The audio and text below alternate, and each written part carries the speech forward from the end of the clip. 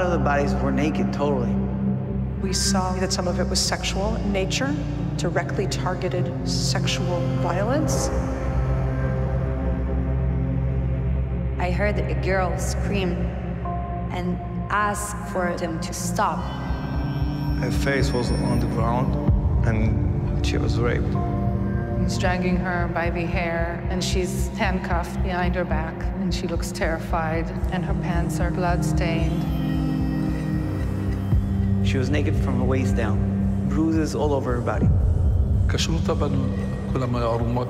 מישהו הפשיט אותם, מישהו התעלל בהן. They were using sexual violence as a tool of war, of weaponizing women. They were sent with clear instructions to rape as many, to humiliate as many. We are ready for the unthinkable possibility of pregnancies. פשוט הגוף שלך הוא פתוח לכלל. יכולים להעיר אותך באמצע הלילה ולאנוס אותך, וכל הזמן האקדח מכוון לראש. That was the first thing I feared. Being raped. Being sexually assaulted. I remember the entire time I was like thinking, okay, you knew it's gonna happen. It's really happening. It's really difficult to talk about, but it's my calling, it's my duty to come out and talk.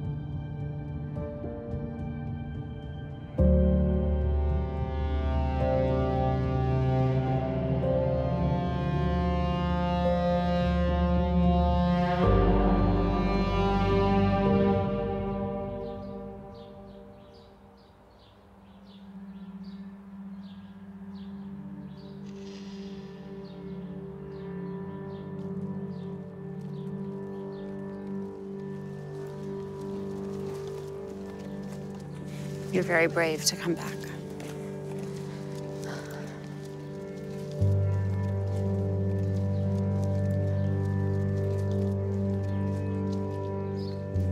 הוא נרצח כאן, עומר חרמש, וכאן זה שכנים שלנו, שהם החזיקו את הדלת של הממ"ד מאוד מאוד חזק, וממש נאבקו איתם, והם ניצלו. המשפחה פה ניצלה עם הסבתא המבוגרת.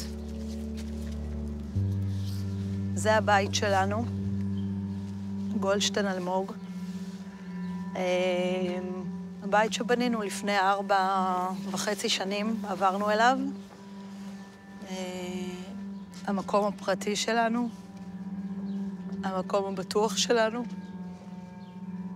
המקום שמאוד אהבנו.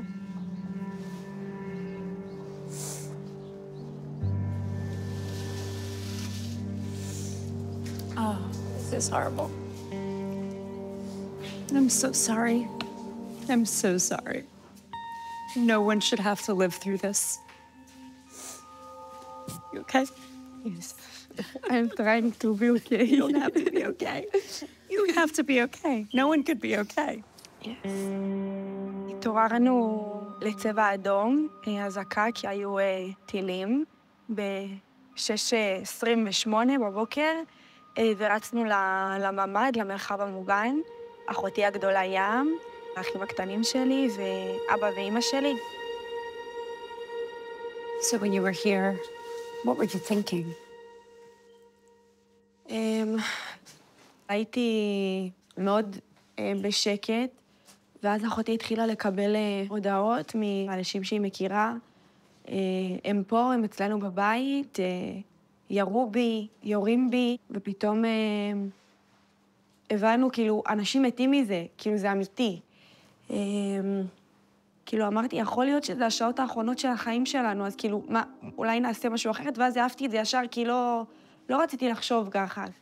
וטל אמר שהוא פוחד, הוא אמר לאבא שלי, ואבא שלי אמר, גם אני פוחד, אנחנו מפחדים ביחד, וכל הזמן הוא אמר, כאילו, זה יסתיים ונצא מפה.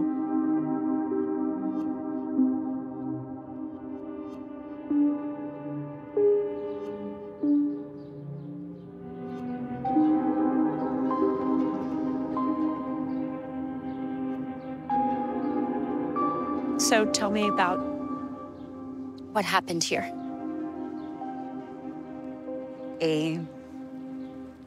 אז אני הגעתי למסיבה עם שני חברים, עם תום ובן. הגענו ב1 בלילה, ועד השעה 6:30 בבוקר. זאת הייתה המסיבה הכי טובה שהייתי בה בחיים שלי. פסטיבל ענק, מלא אנשים צעירים שבאו לחגוג, באו לשמוח, באו לחגוג ימי הולדת. It was the best party. And then at 6:29, the music just shut off. צבע אדום, צבע אדום! צבע אדום! יש רקטות באוויר, צבע אדום! להתפטר, צבע אדום! And I tried to understand what's going on. I looked up and I saw like small drops of rockets. I could see the lines of the rockets from Gaza. אני באותם רגעים עשיתי סיור מסביב לאירוע כזה, ואז התחילה מטח טילים. זה היה פשוט הזוי. עצרו את המוזיקה, אמרו לכולנו לשכב על הרצפה, ידיים על הראש. ואז התחלנו לפנות אנשים. המאבטחים רצו אלינו וצעקו לכולם לצאת משטח המסיבה, לעלות לרכבים ולצאת החוצה. אבל אנחנו לא רוצים למות עכשיו. למה דווקא עכשיו? אני גמורה. אני עברתי לאזור של העצים, נו. מלא. יורים עלינו טילים באמצע המסיבה. My mother called me and asked me what's going on. I told her that I'm in a shelter. I lied to her that I'm in a shelter. אמא שלי מתקשרת אליי, אומרת לי שיש חדירה של מחבלים. עכשיו אני שומע אותה אומרת את זה, ואני אומר כאילו, ואני צוחק, אני אומר לה, כאילו, על מה מדברת? איזה חדרה של מחבלים. מנתק את השיחה, התחלנו לשמוע ירי מהכביש. ממש, טבח. We heard like, boop, boop, boop, boop, boop. It didn't stop. זה היה כמו מטווח הברווזים, 300 איש רצים, שומעים מלא צרחות, ירי מכל כיוון. מחבלים ועם מקלעים, התחילו לרדוף אחרי אנשים, לא מעניין אותם במי, במה, איך, פשוט יורים. אנשים נופלים. בשלב הזה הגוף שלי בוגד בי, ואני לא מצליחה לרוץ יותר, אז אני פשוט נשכבת על הרצפה. אני כל כך בסטרס ובחרדה, שאני אומרת לתום שפשוט ימשיך לרוץ, כי המחבלים מאחורינו, ואני כבר לא מצליחה לרוץ.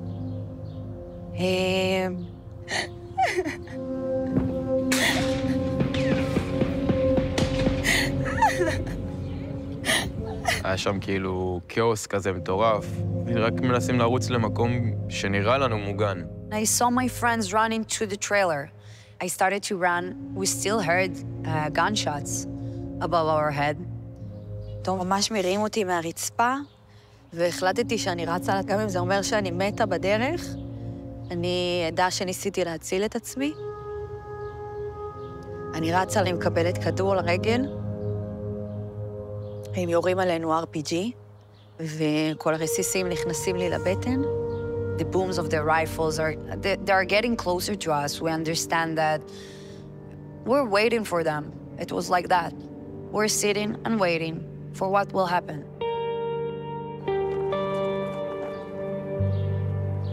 כאילו ממש ישבנו ככה על הילדים, עם הגב לכניסה של הדלת, כאילו לגונן עליהם, ככה. ואז אנחנו שומעים צעקות, אל יהוד, אל יהוד, כאילו הם כאן, הם בבית שלנו. ואבא שלי לקח, בהחלטה האחרונה של הרגע, הוא לקח קרש מהמיטה של אחותי, והוא עמד פה בכניסה, ככה, עם הקרש.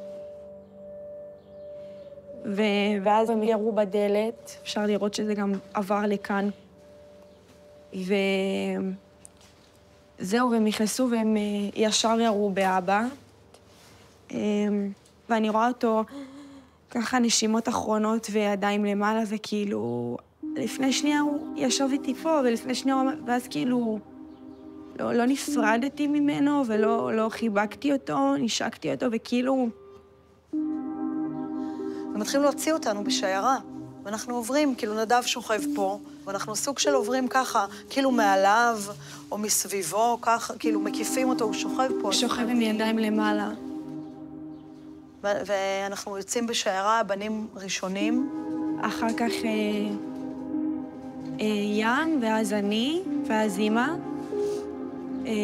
גל וטל יוצאים, ים באה לצאת והיא מתעלפת ונתקעת בדלת.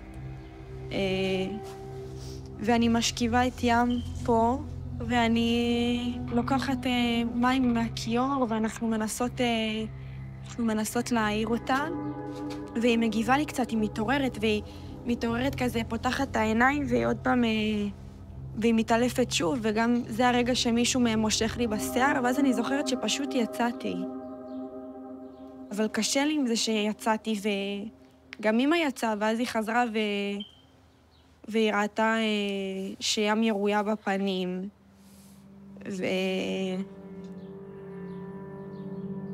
והיא הייתה אמורה לבוא איתנו. הוציאו אותה, כאילו, היינו אמורים להיחטף כולנו גם עם ים. אבא כבר נרצח, אבל ים הייתה אמורה לבוא איתנו, והיא התעלפה, ואני מדמיינת איזושהי סיטואציה שהיא מתעלפת, ואני ואמא בחוץ, והיא פה לבד, והיא מתחילה להתעורר, והמחבל פשוט בא ויורה לה בפנים.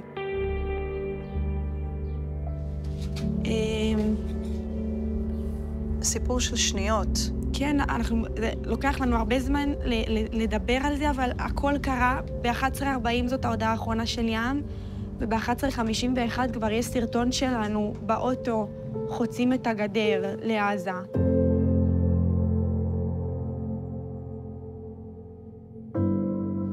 הסתכלתי עליו ואמרתי לה, אמא, הולכים לאנוס אותי עכשיו, כאילו הולכים לענות אותי, אבל היא הסתכלה עליי ולא ענתה. כאילו קיבלנו את זה, שזה הולך לקרות עכשיו, שאנחנו פה עכשיו.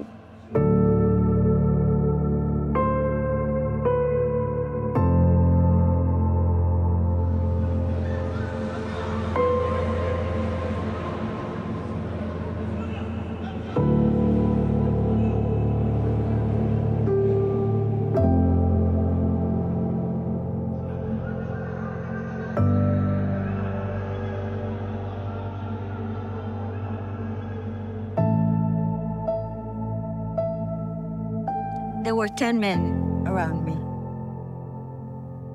And my instinct was just to fight, to do what I can.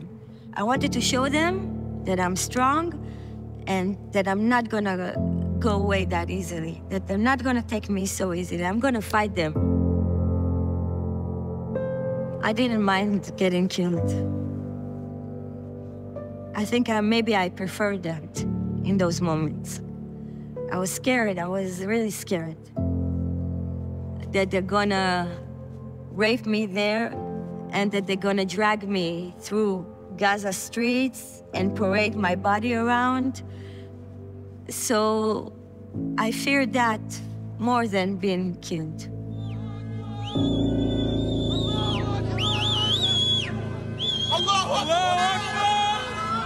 First thing you see is the terrorist drags Naama out, and her face looks terrified.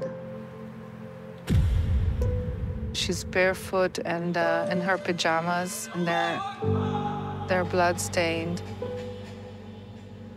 They're grabbing her by the hair, and she's all, like, messed up, and I'm thinking of her hair, and I'm, like, in my mind, I'm stroking her hair like I'm always doing, and And I think thinking of what she experienced, you know, until that point, and how long was she?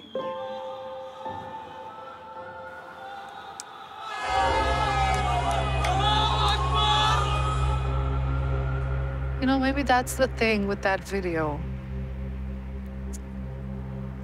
That we would like to think that this couldn't be possible. That nobody would harm a young girl. But then you just see it there. They're the one who posted that video, the Hamas. אז במשך 7 שעות אני שוכבת שם פצועה, ואני מתחילה לקבל סרטונים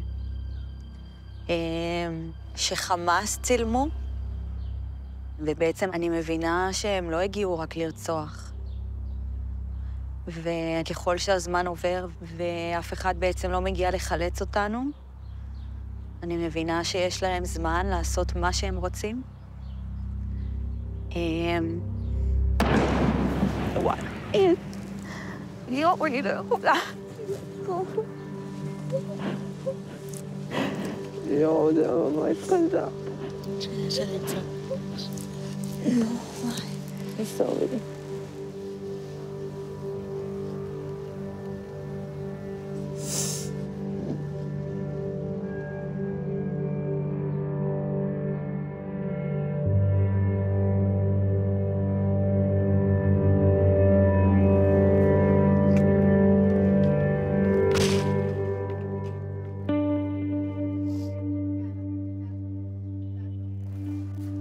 Wow.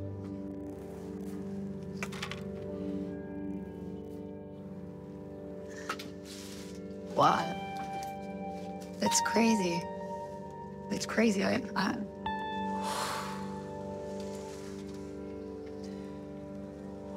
So now you're in the trailer. Can you try to describe what happens? 2 of my friends were here. One was here.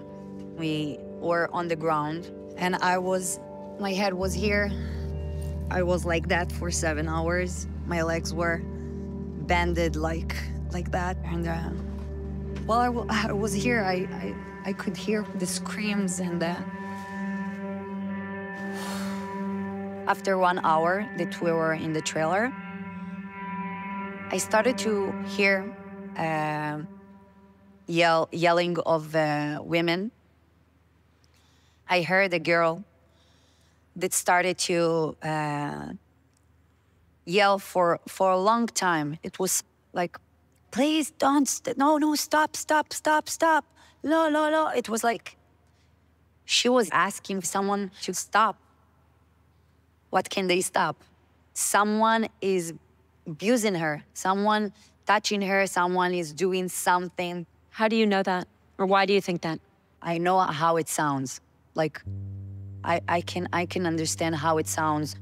There's no way that women will scream that loud for so long if it's not for asking for help because someone is doing something sexually to her.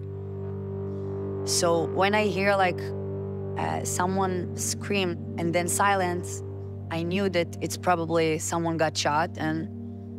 But when you hear this chaos for like 20 minutes or 15 minutes, you understand that something much worse happening right over there. And it doesn't stop. That was the time when I started to be afraid I'm going to be raped. I thought about the fact that I have a piercing in an intimate place, like, and I was thinking about how can I take it off as fast as possible because they probably will rip it off. And then I'm starting to calculate what is worse, to get kidnapped or to be raped or to get shot. What's worse? What's better? I heard the girls who were yelling came from this side and also from this side. It like surrounded me. There were so many noises of women, different women, not only one. I also heard a couple. She didn't say words, like she was just screaming. And he begged for someone to leave her. I remembered that he said, "Azov ota," leave her alone. The guy was crying, I heard him. And for a long time. And how did it end? How did the screaming end in these cases? They got shot. And then silence.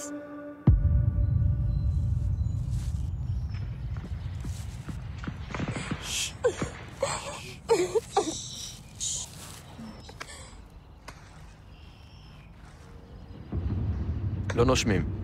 אף אחד לא נושם, כאילו. מישהו עושה פיפס. זה כזה... כאילו... What happened then? הגיע הטנדר ונעצר 40 מטר דרומית מהשיח. מתוכו יצאו כמה מחבלים. הם תפסו שם איזה בחורה. אני זוכר שהיה כזה מין חצי מעגל סביבה.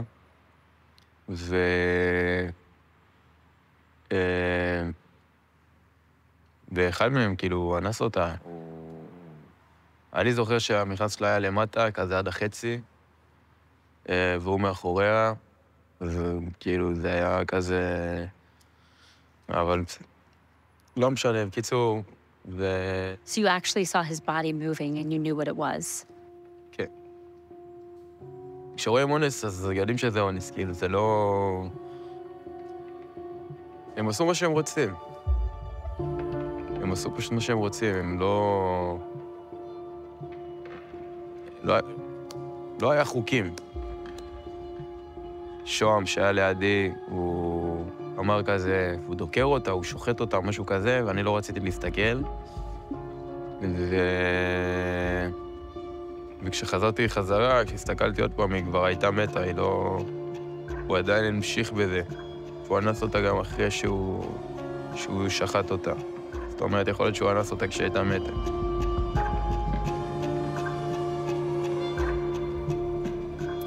What's going through your mind at that moment? שהלוואי והיה לי האפשרות להציל אותה, הלוואי שהיה לי נשק. כי אם היה לי, הייתי מסתער עליהם ומנסה להציל אותה.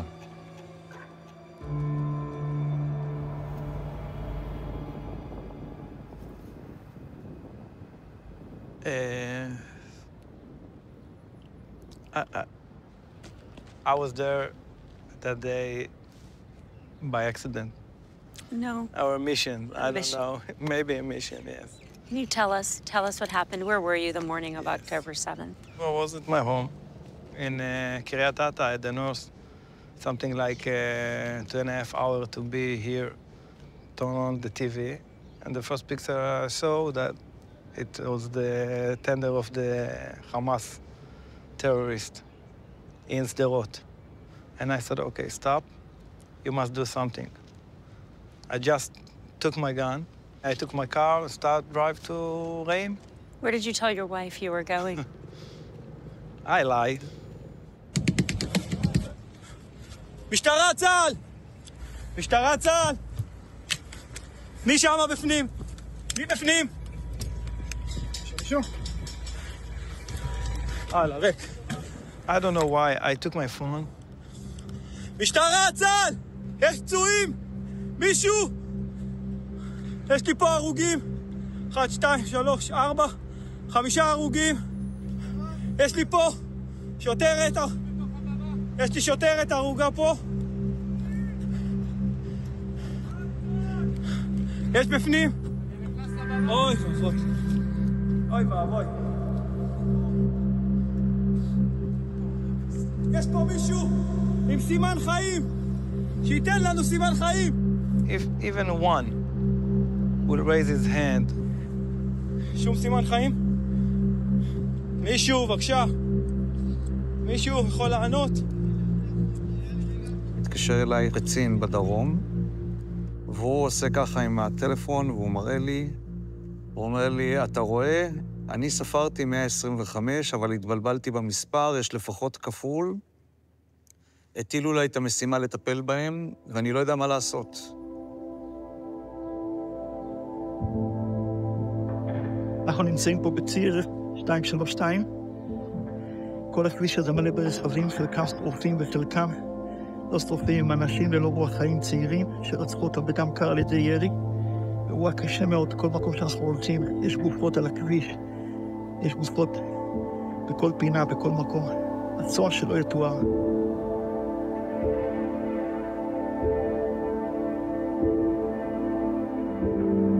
We are trained to collect parts or even bodies in hard situations.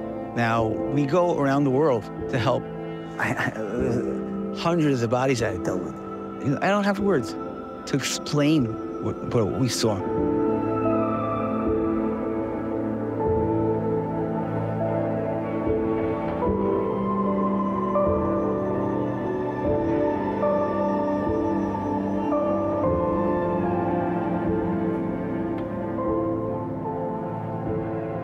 הגעתי לאזור המסיבה, באתי לחלץ ילדים מכל מיני מיקומים. מה שראיתי שם זה לא יישכח לי בחיים. זה היה טבח נוראי. וזה ככה היה על שטח אדיר. כנראה באיזשהו שלב גם הם ברחו, רדפו אחריהם והראו להם באמצע החוץ שם. אז אתה רואה שגם אחרי הכדור הראשון שהם קיבלו, מישהו עבר עליהם וריסס אותם עם עוד איזה 30 כדורים. דברים הזויים, אוזניים חתוכות, אתה הולך, פתאום אתה רואה יד, אחרי 100 מטר אתה רואה את הבן אדם. אתה אומר, איך היד שלו הגיע בכלל אחרי 100 מטר מפה. שמישהו תפס אותה יד ושיחק איתה. The bodies were cut to pieces. Cut to pieces. You can't identify if it's a man or a woman. Everything was ripped. ראיתי גופות שרופות, גם של גברים, גם של בנות. כשאתה רואה אדם, גבר או אישה, שהגופה השרופה שלו היא בתנועת התכווצות, בתנועת התגוננות, אתה מבין שקודם שרפו ואחר כך הם מתו. A lot of the bodies were naked, totally. In your experience, how often have you found naked bodies? Never. Never. When I got out, I saw so many bodies. Their shirts were ripped off, and girls without skirts, without pants, their legs were spreaded. They were abused. The bodies were abused. מה שראיתי שם זה דברים שלא אנושיים.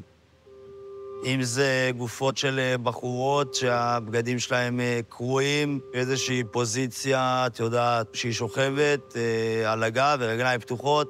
היה גם איזה אחת שאת רואה ממש על פגה של אוטו, מכופפת עם מכנס למטה. אתה רואה גופה של בחורה עם בגדים קרועים ועם איברים כרותים כאילו. אז אתה אומר לעצמך, מה, גם אנסו אותה וגם שחטו אותה וגם ביטרו אותה, מה עוד יכולים לעשות לבן אדם כאילו? Her face was on the ground, and when I turned the body up to the other side, the shirt was down, and her tights, that she wore tights, was all covered blood. I believe in 100% she was raped. Why do you believe she was raped? The bullet was in the neck. So why there is blood and why the shirt is off? We came to a house. When we picked up the mattress, we found her body. This woman, we could not identify her from her face. She was naked totally. And she had nails around her female organs.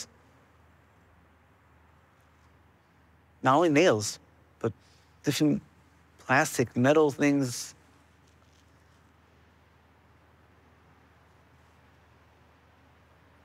She's a woman that's so you can do whatever you want. Why? Because she's softer or... כשאתה רואה אישה ועוד אישה ועוד אישה שהסימני פגיעה בהם במפסע, אתה מבין שזה לא משהו שנעשה באקראי. אי אפשר להגיע לאזור הזה אם זה לא מכוון לשם. One boy with two girls. He was with the pants down, with no underwear. And the head of the girl, one of the girls, was on him, on his... just right on his penis.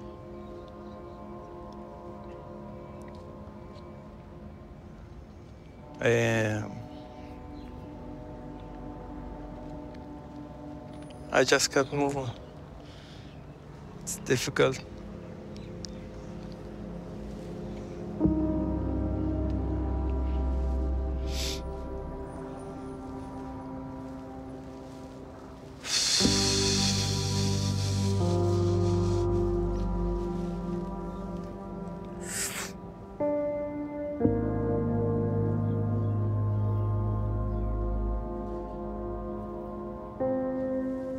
העצים האלה, כל עץ ועץ פה ראיתי בחורות קשורות, עם הידיים כפות. מישהו רצח אותם, אנס אותם, תעלל בהם, פה בעצים האלה. הרגליים שלהם היו פתוחות. מי שרואה זה יודע שהתעללו בבנות. מישהו הפשיט אותם, מישהו אנס אותם. החדירו לעברים הפנימיים שלהם כל מיני דברים, כמו קרשים, כמו ברזלים. מעל 30 בנות נרצחו ונאנסו פה.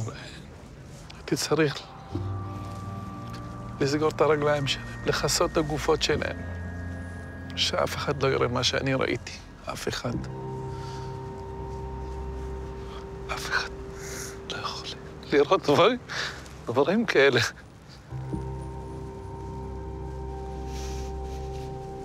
It's okay. זה מישהו שבא לעשות בך כמה סוגי דברים. אם אין לו זמן, אז זה רק להרוג אותך. אם יש לו קצת זמן, הוא ישסף את הגרון. ואם יש לו יותר זמן, הוא יחתוך איברים. ואם יש לו עוד יותר זמן, הוא גם יפגע ויחלל, בפרט אם זאת אישה, הוא יחלל את הגוף שלה, לא בשביל הנאה, אלא בשביל ההשפלה. ואת זה מה שראינו. If it's okay, I'd like to see some of what you saw. אנחנו רואים כאן בתמונה אישה שקראו לה את המכנסיים, ירו בה במפסע. As you can see, the body was brutal in different stages. This is a part of the breast. זה אישה שירו לה כאן. זאת אישה שירו לה כאן. Over here, and over here, and over here. Oh my God. זאת בחורה שהיא הייתה ערומה, הרימו לה חצאית, הייתה עד למעלה והיא בלי תחתונים. פגעו בה. And what is that there? That's one foot, that's the other foot. מכנסיים ותחתונים היו למטה. This is the body with the nails and the parts. When we get closer and closer, you can see the nails. Oh my God. אין שתי אופציות של מה שהם עשו. This is a piece of metal stuck there. אנחנו מצאנו אותה עם מכנסיים ותחתונים למטה. This is not connected to the body. זאת אישה שלקחו סכין ותקעו מלמטה, שכו החוצה. Oh my God.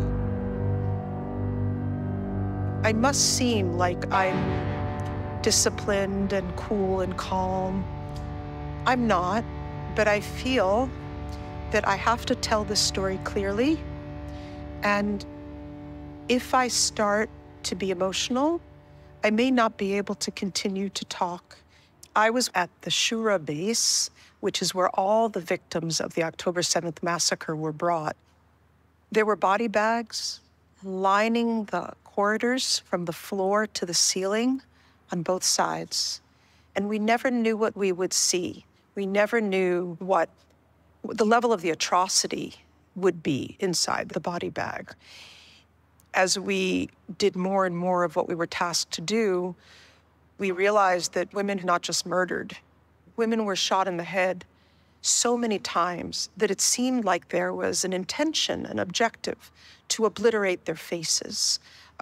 Most often, families couldn't be shown the faces of their daughters. And we began to see that some of it was sexual in nature, directly targeted sexual violence. Some came in with no clothing and mostly very bloody underwear. Did this feel systematic to you? Yes, it did seem systematic to use sexual violence as a weapon of war. I can't imagine why anyone in the world would have a reason to shoot a woman in the vagina or in the breast. A deliberate genital mutilation of this specific population of women. شو اسمك الرباعي؟ أحمد نايم أحمد أبو فنان. لأي منظمة أنت تابع؟ حماس. طبعا نخبة. دخلنا أول دار وثاني دار كانت المرأة. طلعوا منه مرة. واحنا راجعين ورا كانوا مطلعين من جوا بنت عمرها يمكن 16 سنة أو 15 سنة. والثاني برضه كمان لابس فستان. كانت لابسة النورة. سرقة وبلوزة بيضاء. الكلسون زاهري والصدر زاهري. البنت يمكن عمرها كانت 18 سنة وكمان 21 سنة. ومين طخيت هناك؟ طخيت مرة كبيرة. شو عملتوا في البنت؟ ايش بس قتل؟ حطيتها رميتها على ايش؟ على الكنبة واخذتها هيك نيمتها وشزحت العين وعملت اللي عملته. نمت معها. اغتصبتها. They were sent with clear instructions to kidnap as many, to rape as many, to humiliate as many, to murder as many. They came here with a mission, and they succeeded in the mission. How much evidence is there of the crimes of October 7th? There's a lot of evidence. We have over 200,000 visuals that we've collected. We have over 2,000 testimonies that have been taken. Among these evidence, we have substantial evidence for sexual violence that took place on the 7th of October. The first eyewitness who stepped forward, a young woman who hid in the bushes and described that very close to her, a few yards from her, there was a group of Hamas terrorists who pulled by the hair another woman who was stripped from the waist down. הוא מושך לה בשיער, היה לה שיער ארוך, הוא מושך לה בשיער. היא לא לבושה, ובעצם אני מבינה שהוא אנס אותה, הוא בעצם משנע אותה. כאילו, ממש אני זוכרת את התנועה הזאת. ואז מעבירים אותה לעוד מישהו, והוא חותך לה את השד. הוא חותך לה את השד, הוא זורק את זה על הכביש, הם משחקים עם זה. The bodies whose breasts were cut were found in several other locations. It depicts a pattern that could not have been unless it was premeditated and preconceived by Hamas themselves. It wasn't incidental, it wasn't just happening. They learned, they did their homework. This is kind of a pattern that we're seeing, that it's not only sexual abuse, but it's sexual abuse in its worst form. It's like they wanted to inflict pain in the cruelest manner possible. I think they have redefined evil, and in ways that we will even need to redefine international criminal law. Why? Why would the Hamas terrorists put sexual violence as part of their remit for this attack?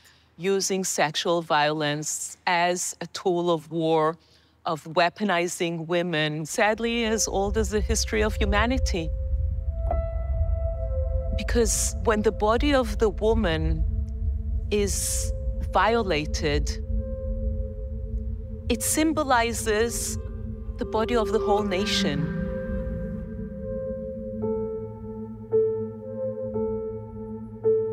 While I was in Gaza, I was chained for 3 weeks. I was kept in a really dark room without being able to move. And whenever I needed to go and use the bathroom, I needed to ask for permission.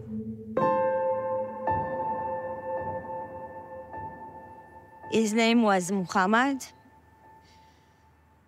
He used to sit on the bed in front of me, wearing his shorts, laying down. I remember I couldn't look at him. I was just like looking away and covering myself with a blanket so I wouldn't have to look at him. It made me feel really uncomfortable. He also kept asking me, do I like sex? Do I have sex with my boyfriend? And whenever he talked about it, I just like giggled and say, oh, come on, stop, trying to change the subject. I knew that he's up to something. I knew that something bad is gonna happen. אחד מהמחבלים כל הזמן היה אומר לי, beautiful, beautiful.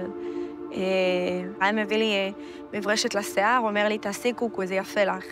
הייתי עושה קוקו מול המראה, ואני עדיין בלי חזייה, כי כשלקחו אותנו הייתי בפיג'מה קצרה, והרגשתי שהוא מסתכל עליי, הוא כל הזמן קרץ לי. לקחתי את הסוואצ'ר ושמתי עליי, ואז הוא אמר לי, מה את שמה את הסוואצ'ר חם? ואז הייתה הפסקת חשמל ונכבה, ונשארנו רק אני והוא בחדר חשוך, ואני ישר באתי לצאת מהחדר, ואז הוא מעביר על היד, כאילו הוא נוגע בי, והוא אומר לי, בסדר, תחזרי לחדר. What was going through your mind? פחדתי ממש. כל הזמן פחדתי. היו כל כך הרבה רגעים שזה היה כמעט יותר. פשוט הגוף שלך הוא פתוח לכלל. אין לאן לברוח. וגם אם יאנסו אותי או שיקרה לי, אני עדיין פה. הקלות שבה הם עושים את זה, הכיוון נשק לראש ופשוט לעשות מה שהם רוצים, זה דבר שיכול לקרות בכל רגע. יכולים להעיר אותך באמצע הלילה ולעשות את זה לנגד עיני שאר חטופים, יכולים לקחת אותך לחדר אחר, יכולים פתאום להיכנס לך למקלחת, פתאום לשירותים, כי מי ידע גם? מי ידע?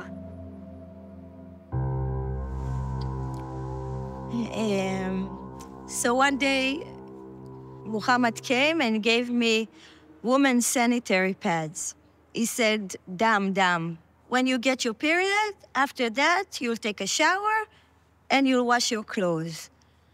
And he kept repeating that every couple of times a day. That immediately made me feel creepy. I felt really scared, like I knew that something is about to happen.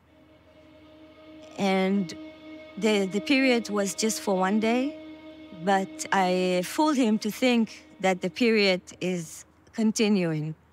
So I remember going to the toilet, folding the pads really tight so he won't see that there's no blood. So I did it for about a week until I could not lie anymore.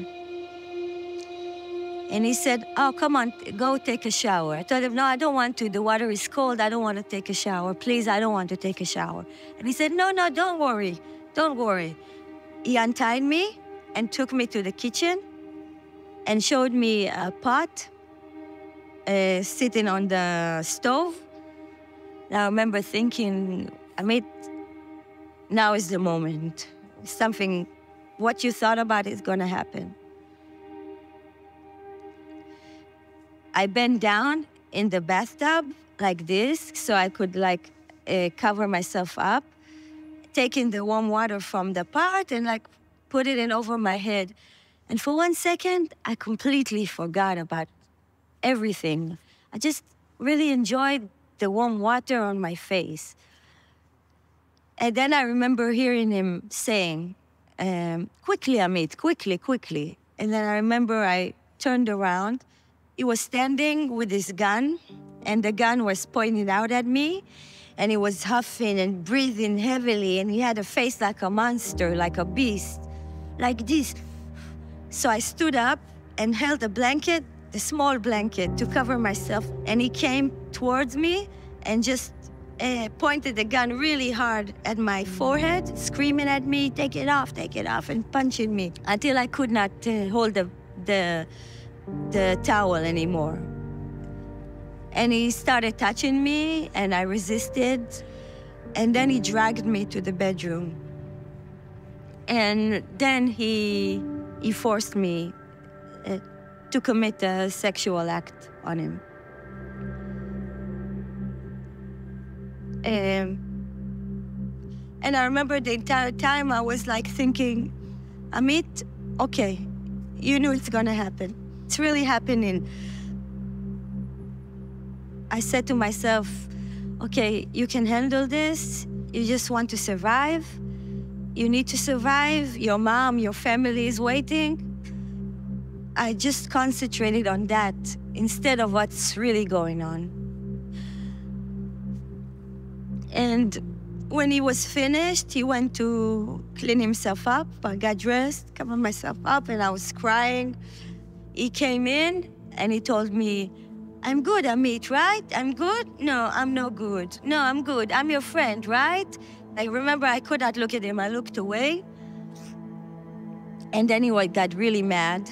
He closed the door, and I was in that room in complete darkness. Then he came in again and asked me, food? Food? I'm good, right? I'm good. Food? And I realized that if I say no, he's gonna punish me again. So I said, yeah, food. And that's the worst part, that I'm completely dependent on him, completely dependent on the guy who just forced me to do what he forced me to do. Of the girls you met, the hostages, how many experienced these sexual advances? כמעט, כאילו חצי מהן חוו התעללות מינית והתעללות פיזית, ועדיין נמצאות שם ועדיין חיות עם האונס שלהן.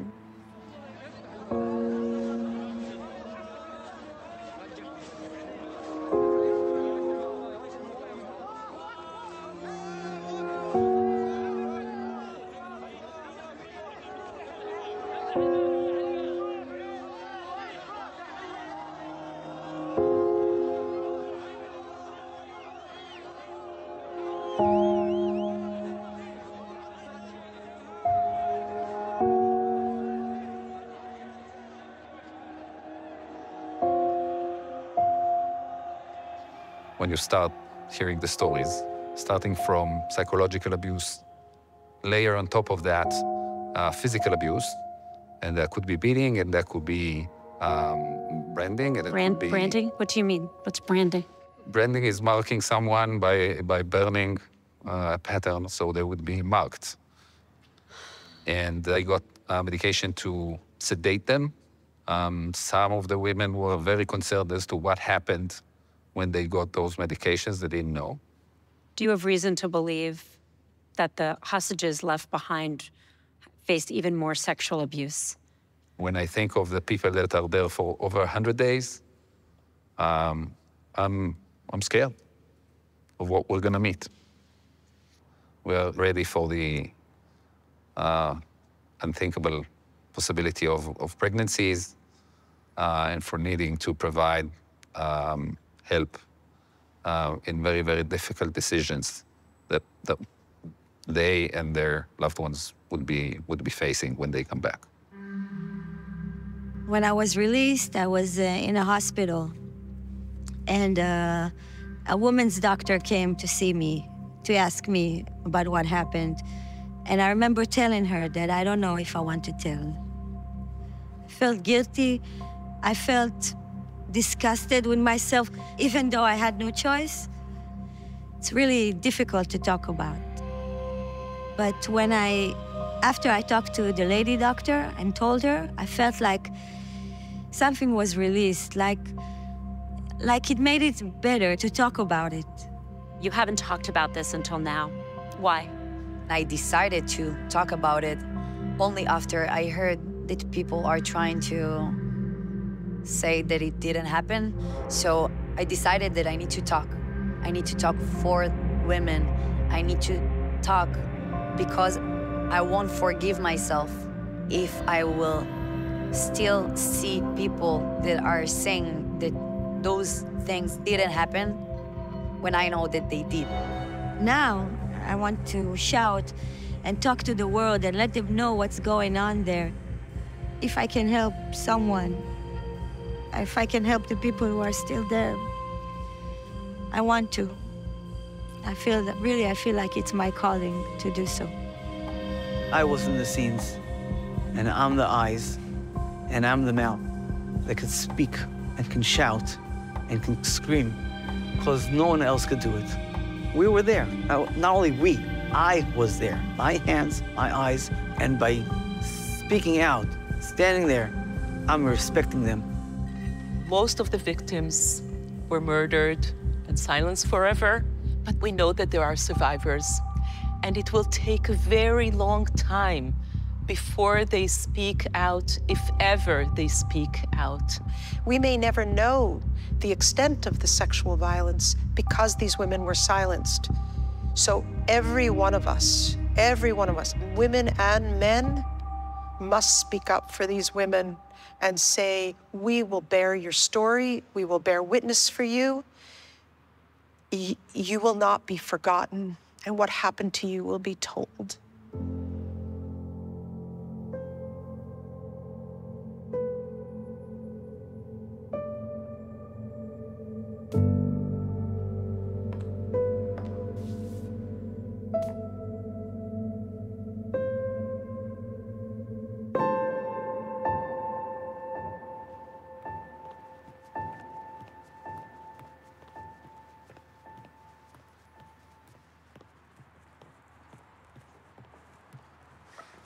So we're almost done shooting. What are your thoughts at this moment? It's been an honor to do this. This is the most important work of my life. And maybe everything I've done has led to this moment. Why? Why do you feel that way? You know, I've spent a lot of time in my life advocating for women, and it felt like this was a moment where we needed to be really honest and direct about what happened. Rape is never acceptable. And in this moment, since October 7th, I felt like we were sliding back to a place where we would start accepting the unacceptable. And I can't let that happen. Can you tell me what resonates the most from everything you've heard? You just hear the story after story after story. People who have not met each other telling us the same things over and over.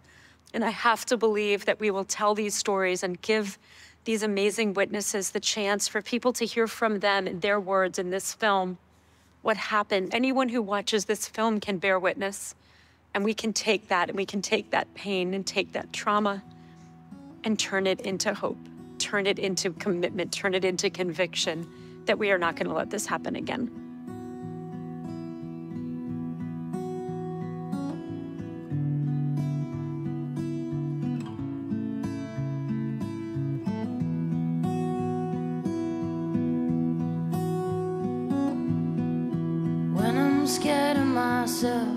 I can't make a sound, and if I'm trying to talk, my head meets the ground. I'm laying right there, chained and unarmed.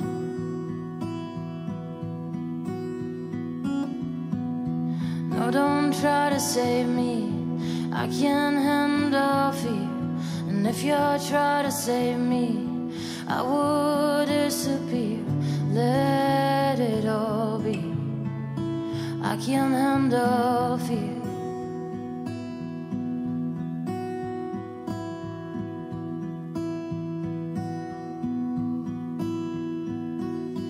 I wanna be reborn. I wanna be reborn.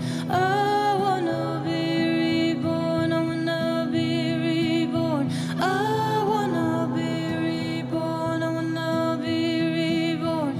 I wanna be reborn. I wanna be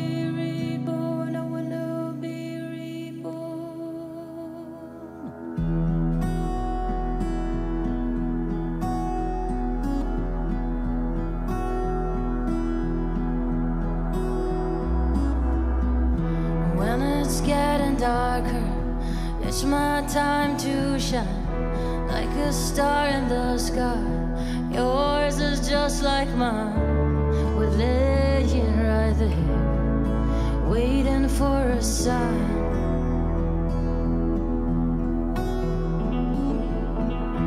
No, don't try to save me, 'cause I can't handle fear. Water falls around me, this time it's not